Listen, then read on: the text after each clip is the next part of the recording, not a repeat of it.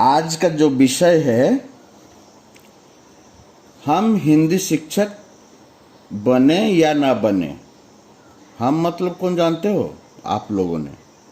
आप लोगों को हिंदी तृतीय भाषा के रूप में पढ़ाया जा रहा है। इसलिए पढ़ाया जा रहा है कि बच्चों को तुम अगर हिंदी सिखा पाओ, वो लोग सीख पाएंगे।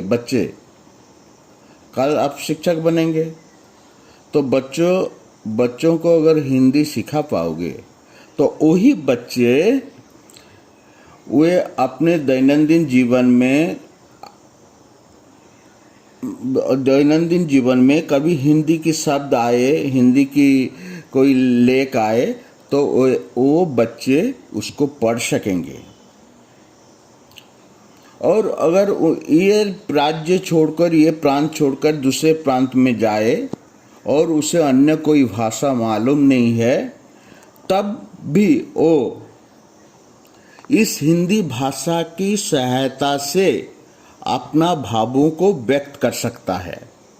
तो इसीलिए हिंदी पढ़ना एवं आपको जरूरी है, एवं हिंदी पढ़कर बच्चों को भी हिंदी का ज्ञान देना, हिंदी से शिक्षित कराना अन्य भाषा के रूप में, यह भी आप लोगों के लिए जरूरी है। आपने बहुत प्रकार से कौशल विधियों से हिंदी पढ़ना, हिंदी सीखना सीखे हो। हिंदी कैसे आसानी से सीख पाएंगे उसके बारे में जान चुके हो। आज तुम्हारा काम है कि बच्चों तक उसे कैसे ले जा सके। पढ़ाने के बाद द्वितीय भाषा के रूप में, प्रथम भाषा मातृभाषा है, द्वितीय भाषा अंग्रेजी है, तृतीय भाषा पढ़ाने के बाद उसकी जानकारी बच्चे उसे कहाँ तक ग्रहण कर चुके हैं उस पाठ को, इसको जानने के लिए मूल्यांकन की आवश्यकता होता है।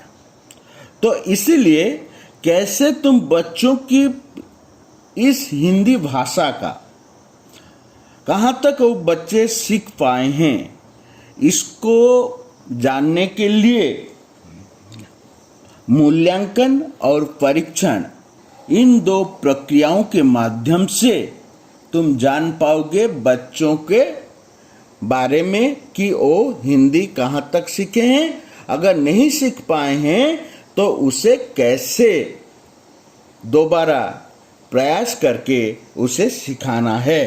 यही हमारा आज का विषय है।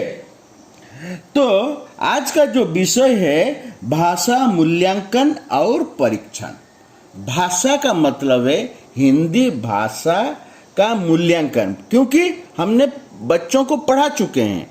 अभी टेस्ट लेना है कि आप कहाँ तक हिंदी जान चुके हो, इसकी मूल्यांकन करना और परीक्षण करना। तो एक तो ये मन में स्वाभाविक प्रश्न आएगा, तो मूल्यांकन क्या है और परीक्षण क्या है? ये स्वाभाविक प्रश्न है जो तुम्हारे मन में जागृत होगा। तो हम एक के बारे में एक बताते जाएंगे, आप ध्यान से सुनोगे। हैं? रेडी? मूल्यांकन और परीक्षण परस्पर संबंध प्रतिक्रियाएं हैं। ध्यान से सुनो, ये दोनों एक दूसरे से जुड़े हुए हैं। मूल्यांकन और परीक्षण परस्पर संबंध प्रतिक्रियाएं हैं, मतलब एक दूसरे से जुड़े हुए हैं। किसी को हम एक दूसरे से अलग नहीं कर सकते। अच्छा, हमारा कर्तव्य कहने का मतलब है कि शिक्षक का कर्तव्य क्या होना चाहिए भाषा सिखाते समय, कि बच्चों में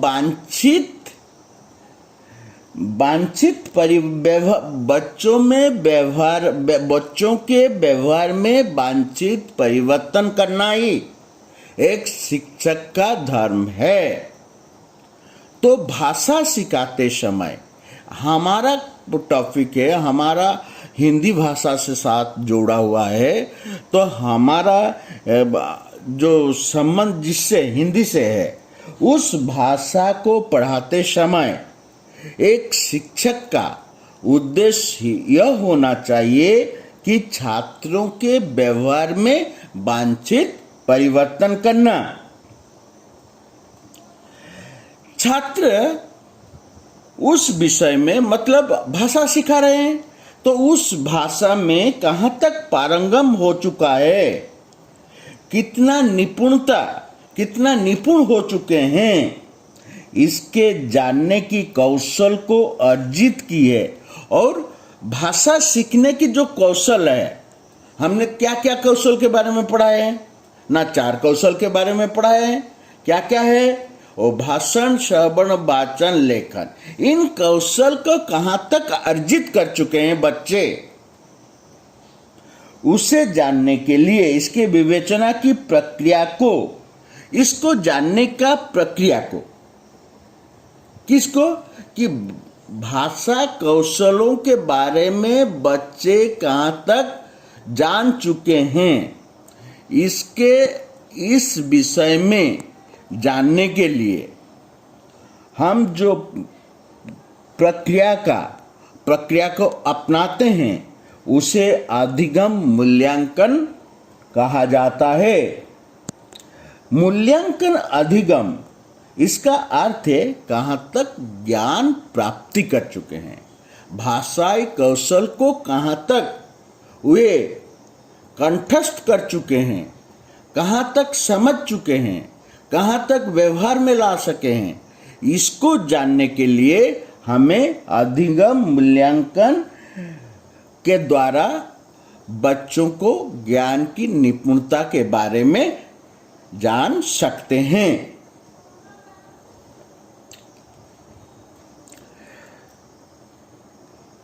शिक्षण प्रक्रिया में और इसमें अगर बच्चे भूल करे तो इसका निदान और शिक्षण प्रक्रिया में सुधार। निदान मतलब उपचार, कैसे उपचार करे कि बच्चे उसको ठीक ढंग से जान पाए। दूसरे अर्थ में अगर कहे कि हमारे शिक्षण जो प्रक्रिया है, हम जो शिक्षण के प्रक्रिया द्वारा बच्चों को समझाए, उसमें क्या क्या सुधार लाना है, इसी दृष्टि से किया जाता है। इसीलिए मूल्यांकन का आवश्यकता अत्यंत जरूरी है। हमने पहले एक प्रश्न पूछा था कि मूल्यांकन क्या है, परीक्षण क्या है, तो हम इसके बारे में चर्चा करते हैं। परीक्षण मूल्यांकन का एक साधन है। इससे पहले हमने कहा था कि परीक्षण और मूल्यांकन एक पारस्परिक संबंध प्रक्रिया है। अभी हम कह रहे हैं कि परीक्षण मूल्यांकन के एक साधन है। मूल्यांकन, तो अगर मूल्यांकन के बारे में जानना चाहते हो तो इस प्रकार है कि मूल्यांकन बालक के समग्र विकास के संदर्भ में किया जाता है। जैसे साल में एनुअल परीक्षा एक ही बार होता है, तो परीक्षण मूल्यांकन उसी समय किया जाता है साल में एक बार, कि उनको समग्र विकास, हमने जो हिंदी भाषा बच्चों को सिखाए उसको वर्ष के अंत में वो कहाँ तक ग्रहण कर चुके हैं, उस पाठ के बारे में कितने जान चुके हैं, भाषाई कौशल के बारे में कितने ज्ञान प्राप्त हो चुका है, इसको जानने के लिए हमें क्या करना आवश्यकता है? समग्र विकास के लिए मूल्यांकन की आवश्यकता होती है। जबकि परीक्षण क्या है? परीक्षण एक निर्दिष्ट शिक्षण बिंदु, मान लो एक निर्दिष्ट शिक्षण बिंदु, मान लो हम व्याकरण के सर्वनाम के बारे में पढ़ा रहे हैं, तो इस सर्वनाम के बारे में बच्चे कहाँ तक ग्रहण कर पाए हैं, कहाँ तक जान पाए हैं, इसकी परीक्षण समय समय पर करना पड़ता है। तो ज्ञान की निर्दिष्ट शिक्षण बिंदु ज्ञान या कुशलता के संबंध में होता है। अर्थात अगर हम भाषण कौशल पढ़ा रहे हैं बच्चों को, बच्चे हिंदी कहाँ तक बोल पाने में सक्षम हुए हैं, इस शिक्षण बिंदु ज्ञान या कुशलता के बारे में हम क्या करते हैं, हम परीक्षण करते हैं। जबकि मूल्यांकन समग्र शिक्षण बिंदुओं को लेकर किया जाता है कि पाठ को बच्चे कहाँ तक ग्रहण कर चुके हैं। इसमें गद्य है, पद्य है, एकांकी है, व्याकरण है, बहुत सारे कुछ है। ये रहा हमारा परीक्षण और मूल्यांकन। परीक्षण के विविध स्वरूप है।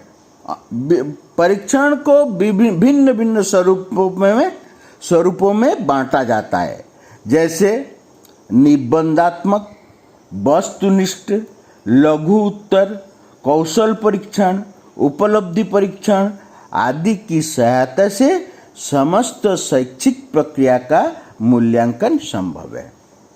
परीक्षण जो होता है, जैसे मैंने व्याकरण में सर्वनाम के बारे में कहा, जैसे मैंने भाषण कौशल के बारे में कहा, जैसे कोई विषय गद्य पढ़ाई उसमें से 2-4 प्रश्न पूछा, तो इसमें से हम एक शिक्षण बिंदु के आधार पर परीक्षण के प्रश्न पूछे जाते हैं, जबकि मूल्यांकन में हम समग्र पाठ के ऊपर प्रश्न पूछते हैं। इसके बाद ये हिंदी भाषा, हमारा संबंध हिंदी भाषा से है, ना कि अन्य विषय से है। तो इस भाषा शिक्षण में हम जो परीक्षण जो है वो कितने प्रकार के हैं और क्या क्या हैं और किस प्रकार के हैं, इसके बारे में जानना जरूरी है। अच्छा, तुम पूछ सकते हो कि ये परीक्षा के दृष्टि से या परीक्षा में किस प्रकार प्रश्न आ सकता है। तो बच्चों, मेरा कहना है कि परीक्षा में इस प्रकार प्रश्न पूछे सकते हैं कि भाषा मूल्यांकन और परीक्षण क्या है, परीक्षण के प्रकार भेद के बारे में चर्चा कीजिए। ये एक लॉन्ग क्वेश्चन आता है। और अगर छोटे प्रश्न 1 मार्क के प्रश्न आते हैं तो वहां पर पूछे जाएंगे कि क्षमता परीक्षण या प्रगति परीक्षण कब किया जाता है और बच्चों को किन आधार पर किया जाता है। इस प्रकार के प्रश्न आ सकते हैं। तो अभी हमारा विषय है कि परीक्षण के प्रकार और उसके बारे में चर्चा। तो हम भाषा परीक्षण के 5 प्रकार हमारे पुस्तक में बताए गए हैं। एक क्षमता परीक्षण, दूसरा प्रगति परीक्षण, तीसरा उपलब्धि परीक्षण, चौथा प्रवीणता परीक्षण, 5वां निदानात्मक परीक्षण।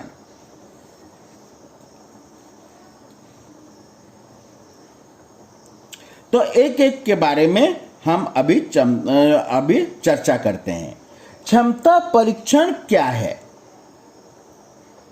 इस परीक्षण के द्वारा मतलब क्षमता परीक्षण के द्वारा छात्रों की क्षमता का, उसका एबिलिटी, योग्यता, उसके द्वारा छात्रों की क्षमता के द्वारा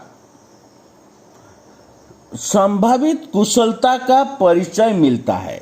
इस परीक्षण के द्वारा हम बच्चों का क्या ज्ञान प्राप्त करते हैं, बच्चों से क्या जान सकते हैं कि बच्चे कहाँ तक कैपेबल है, बच्चों में कितना क्षमता है इस पाठ को ग्रहण करने के लिए।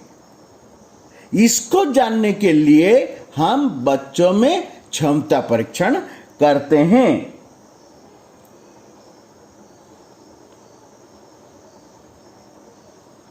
अर्थात इस क्षमता परीक्षण के द्वारा अन्य भाषा सीखने में छात्र कहां तक सफल हो सकता है, इसका अनुमान इस परीक्षण में लगाया जा सकता है।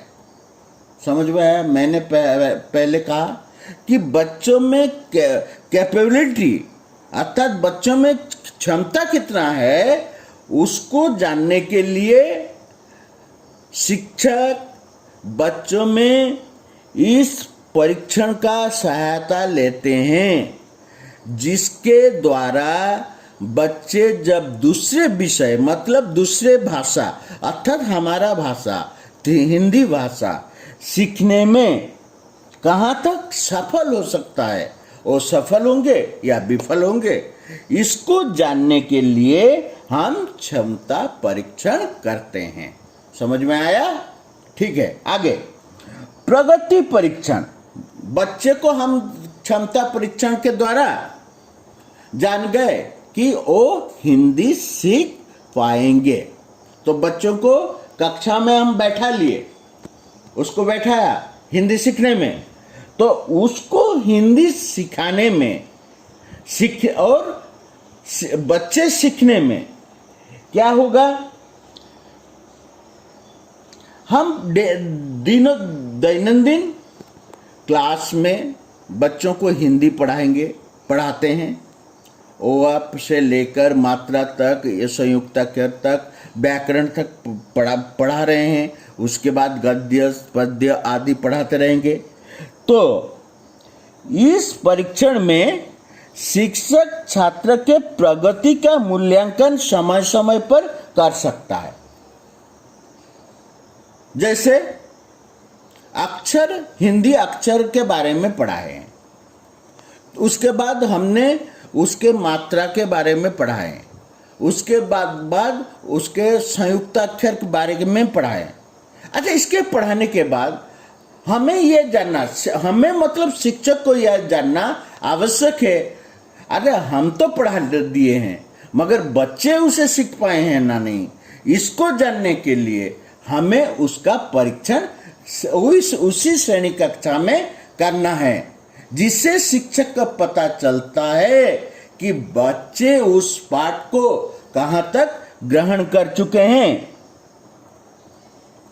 इससे भाषाई प्रगति का मूल्यांकन और उनके प्राप्त परिणाम के आधार पर हम बच्चों को उचित मार्गदर्शन कर सकते हैं।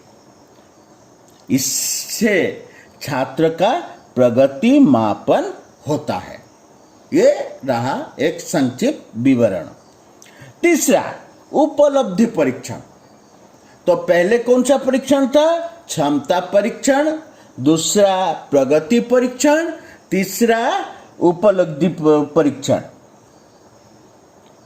अच्छा, किसी विषय को पढ़कर हमें क्या मिलता है? उपलब्धि मिलता है, एक्सपीरियंस, जिसको अभिज्ञता होता है। तो उसको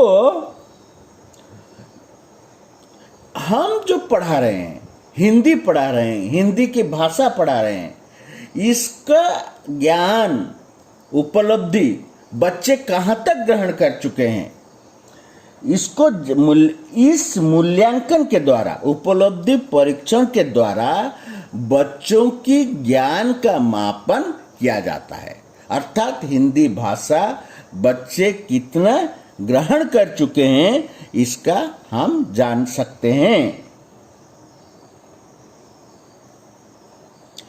अर्थात छात्र हिंदी भाषा को कितना अधिकार प्राप्त कर लिया है, उसकी समग्र उपलब्धि क्या है, इसका अनुमान उपलब्धि परीक्षण के द्वारा किया जाता है। तो उपलब्धि परीक्षण को अगर एक लाइन में लिखे तो क्या है कि हम पढ़ाते तो हैं डेली, मगर पढ़ाना तो सिर्फ काम नहीं है, बच्चों को कुछ सीखना है। बच्चे सीखते भी हैं, तो उसके सीखते हैं। बच्चे सीखने के बाद उसका एक उपलब्धि होता है, एक एक्सपीरियंस होता है, एक ज्ञान बढ़ता है। उसको जांच करने के लिए हम उपलब्धि परीक्षण करते हैं। इस उपलब्धि परीक्षण में बच्चे अन्य भाषा अर्थात हिंदी भाषा को कितना अधिकार प्राप्त कर लिया है, इसका अनुमान इस परीक्षण के द्वारा किया जाता है। चौथा, प्रवीणता परीक्षण। ये क्या है? कितने परीक्षण करें बच्चों को? अरे परीक्षण बहुत समय में हम करते रहते हैं, मगर उसका नाम नहीं दिया है, नाम नहीं मालूम है। मगर यहाँ पर अगर हम इस पाठ के अंदर घुसे, आप अपने भाइयों, छोटे छोटे भाइयों को पढ़ाते होंगे, ट्यूशन भी करते होंगे, आप प्रश्न पूछते रहते होंगे, किसी विषय को पढ़ाने के बाद उसके बारे में छोटे छोटे नोट लिखने के लिए कहते होंगे। ये सारे विषय इस परीक्षण के एक एक आधारमूल विषय है। उसी को हम व्यापक रूप से एक शिक्षण प्रक्रिया के दृष्टि से जानने के लिए हम परीक्षण मूल्यांकन के बारे में पढ़ना या जानना आवश्यक है। तो हम अभी जिस विषय में चर्चा करेंगे उसका नाम है प्रवीणता परीक्षण। प्रवीणता परीक्षण क्या है? वही एक ही है, उसको खाली ध्यान से सुनो कि हम मतलब बच्चे, हम मतलब शिक्षक, और हमारे मतलब हमारे बच्चे। हमारे बच्चे हम जो हिंदी पढ़ाए हैं इसको कहाँ तक समझ चुके हैं, इसकी जानकारी लेने के लिए हम जानकारी लेने के लिए प्रवीणता परीक्षण करना आवश्यक है। दूसरे भाषा में करें कि दूसरे भाषा में बच्चे कितने प्रवीणता हासिल कर चुके हैं, इस परीक्षण के द्वारा शिक्षक बच्चों का प्रवीणता रूपी ज्ञान कितने प्रवीण हो चुके हैं उसको जान पाता है। छात्रों और क्या है ना, छात्रों ने विशिष्ट क्षेत्र में अन्य भाषा संबंधी कितनी विशिष्ट कुशलता प्राप्त की है, इसको जानना प्रवीणता को परीक्षण का उद्देश्य है। इस प्रवीणता शिक्षण का उद्देश्य क्या है? छात्र ने विशिष्ट क्षेत्र में अन्य भाषा संबंधी अर्थात हिंदी भाषा संबंध में कितनी विशिष्ट कुशलता हासिल कर चुके हैं। कितनी विशिष्ट कुशलता, जैसे कुशलता का अर्थ भाषण, वाचन, लेखन, पठन, इन कौशलों को कितने हासिल कर चुके हैं, विशिष्ट कुशलता।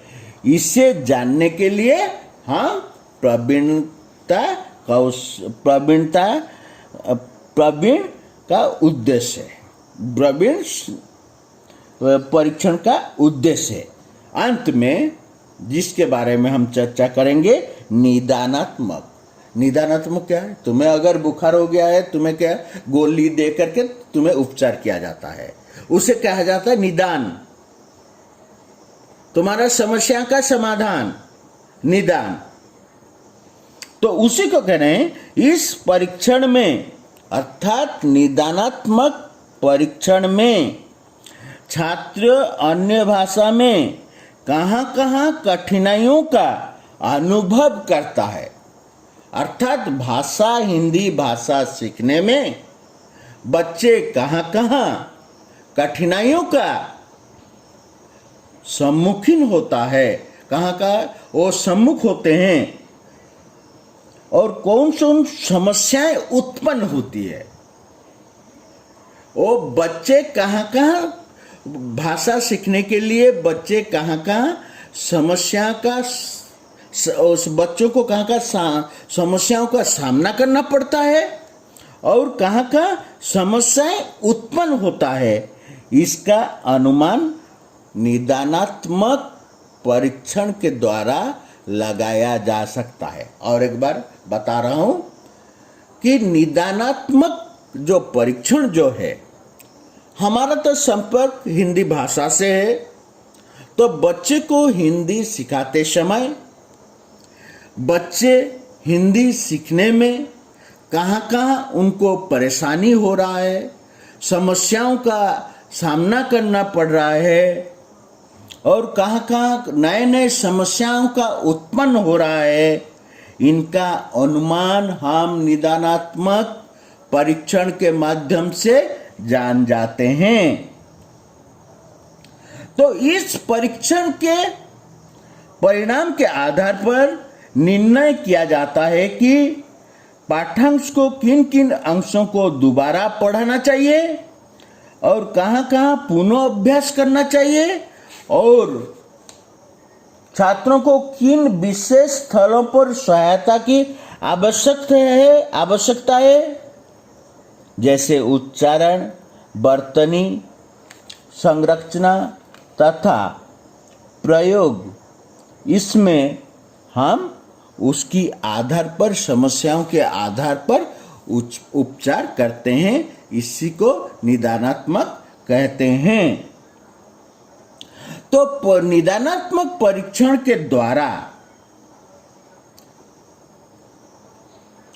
बच्चों में, हम अगर किसी पाठ को पढ़ा रहे हैं, उन पाठ्यांशों में किन पाठ्यांशों को दोबारा पढ़ाना चाहिए। बच्चे समझ नहीं पा रहे, बच्चे उसे ग्रहण नहीं कर पा रहे, तो उसे दोबारा पढ़ाना चाहिए।